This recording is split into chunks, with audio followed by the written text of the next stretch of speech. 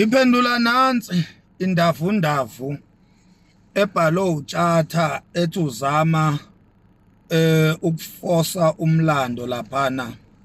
Ubephendula ivideo yami ekhona la emavideo nami la khona ngangiphendula khona uphakela umthakathi ngikhuluma ngokungezwani phakathi kwaMandlakazi noSuthu okwaqalwa noma okwadalwa owayehola ibutho lakwaMandlakazi uZibhebhu. Seyabhala kuTshatha uGodo nansi inqwaba yendavundavu ye-comment yakhe.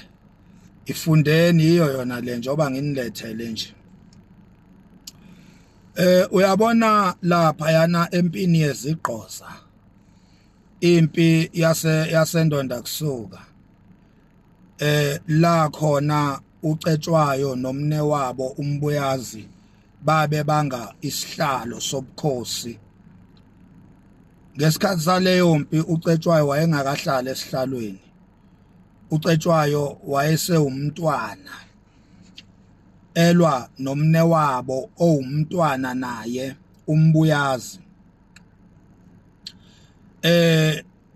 uCetshwayo wayehola ibutho lasoSuthu, uMbuyazi ehola ibutho leziGqoza. Ibutho lasoSuthu elaliholwa umntwana uCetshwayo lahlangana nebutho lakwaMandlakazi elaliholwa uZibhebhu.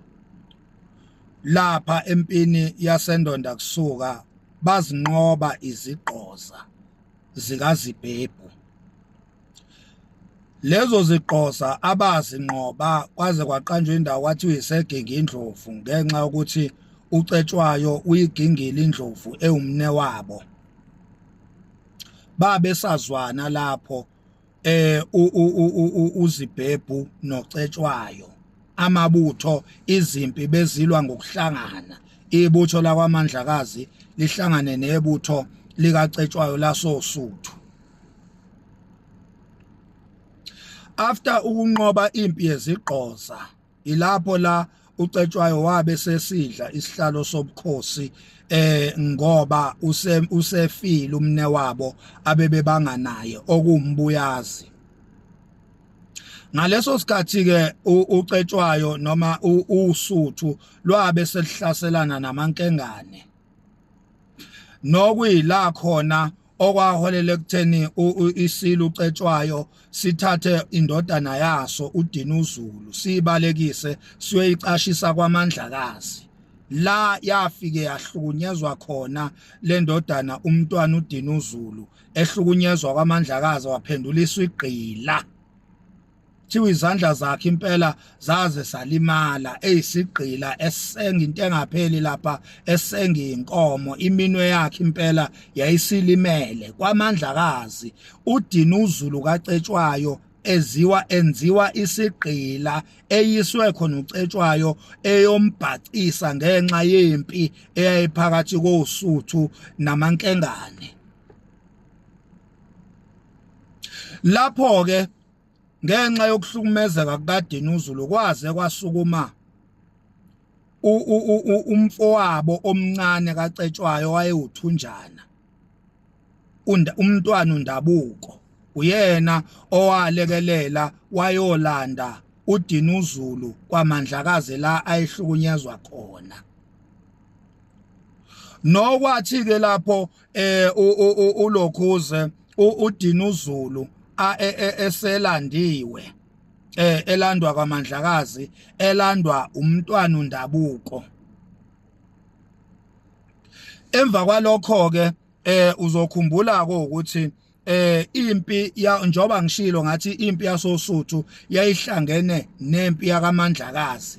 Kwakusazwanwa lapho.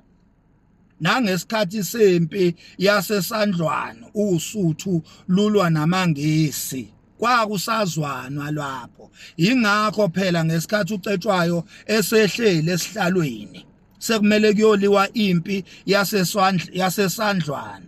uCetshwayo akaphumanga nebutho kodwa wakhipha ibutho elaliholwa uLokhuze elaliholwa uNtshingwayo kaMahole kaKhoza uyena owayehola ibutho lasoSuthu ngesikhathi sempi yasesandlwana. Ulokhuze untshingwayo kaMahole kaKhoza wahlangana noZibhebhu nebutho lakwaMandlakazi bayonqoba impi yasesandlwana. Nokwathi ke after that emva kwempi yasesandlwana banqoba uSuthu ladla uBhedu kuleyo mpi.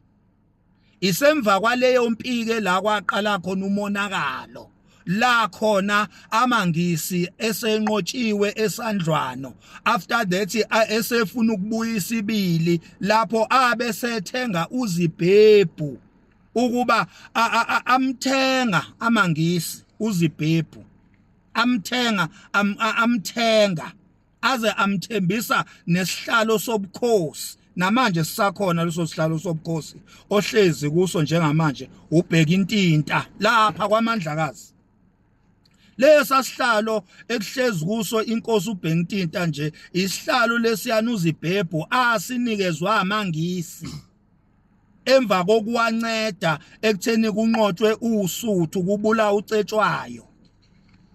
La khona uZibhebhu wahlasela Ondini, wahlasela kungazelele umuntu izethenjwa zebutho lempi kaCetshwayo zasoSuthu zazingazelele engekho owayilindela impi. Wahlasela uZibhebhu ngebutho lakwaMandlakazi wazibulala izethenjwa zebutho lasoSuthu ezingamakhulu ayisishaka ezingamashumi ayisishagalombili ikhulu ezazinzima kakhulu ebuthweni lwasoSuthu. Lapho la kwafa khona untshingwayo kaKhoza owayeyesinye salozokhulu ezayize okwakuyizethenjwa zebutho likaCetshwayo oSuthu.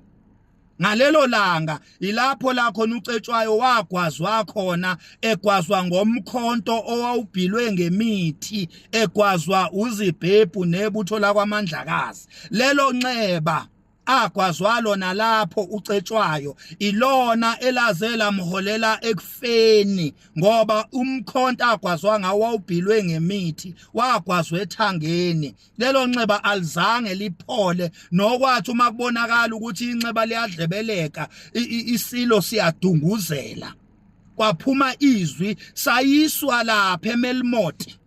uMelmoti lo Osborne okhulume ngaye tshata, isilo sayiswa khona ngenxa yenxeba esasigwazwe yibutho lakwaMandlakazi. Umuntu nje owaholela isilo kuMelmoti uZibhebhu emgwaze ethangeni ngomkhonto obhiliwe. Nokuyila khona ke umlungu wavela wajabula wafa uma ngabe kufika isitha sabo okuCetshwayo wayesesiqedela ke ezidlisa upoison. Emva kwalapho ke uDinuzulu, umntwana uDinuzulu owayeyindodana kaCetshwayo, wabe sesithatha isihlalo sobukhosi, nokwathi uma ngabe sithatha nje at the age of 16 years. 16 years emncane uDinuzulu wathi mayesithatha isihlalo sobukhosi wahlohla impi, wahlasela ngokusheshsha, ehlasela kwaMandlakazi esizana nobaba wakhe omncane okwakuwumntwana omkhulu uNdabuko.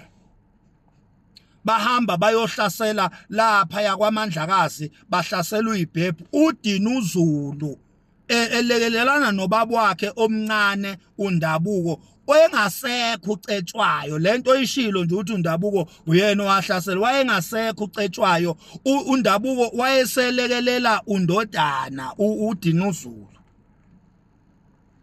Uyayiva ke ngoku iyona ke leyo mpilo leyo ebizwa ngempi yaseMsebe eyazi yayophelela endunu. Ngizobuya ke no part 2 ngizohlahlabula nje konke ke emva kwaleyo mpi leyo, ngoba izinto impela iphindanga ezalunga emva kwempi yaseMsebe eyazi yaphelela endunu. Wabaleka uZibhebhu ehla ngomhlathuze. So unjalo ke